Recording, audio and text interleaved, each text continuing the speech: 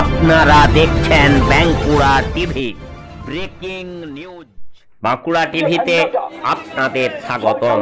আজ বাঁকুড়া টিভিতে আমি বাঁকুড়া টিভির chief editor the tiger journalist দাদা উত্তম দে তুলে ধরছি পশ্চিমবাংলার একটি গুরুত্বপূর্ণ ব্রেকিং নিউজ।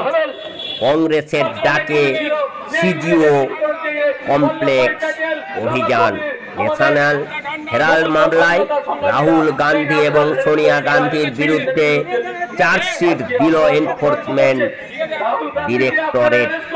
বিশেষ আদালতে মামলার শুনানি আগামী 25শে এপ্রিল।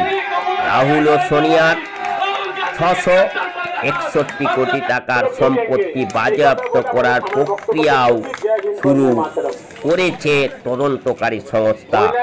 এরই প্রতিবাদে সল্টলেকের সিজিও কমপ্লেক্স অভিযান কংগ্রেসের রাজ্য সভাপতি শুভঙ্কর সরকারের নেতৃত্বে। এই খবর আপনারা দেখতে থাকুন একমাত্র বাঁকুড়া টিভির পর্দায়। শুভঙ্কর সরকার মহাশয়কে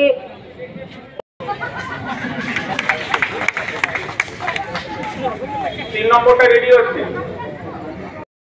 কত বেশি আমরা গজাবো, আর আমরা খালি গজাবো না, আমরা বসাবো।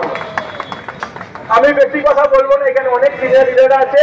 আমি ধন্যবাদ জানাচ্ছি আমাদের সভাপতিকে যে রাত একটা প্রোগ্রাম ঠিক করার জন্য। সবাই যে ভ্যান্ডাটা সরকারের যে প্রতিহিংসা প্রণয়তা, প্রতিহিংসা বসে সরকার যে সিদ্ধান্ত গ্রহণ করছে, যে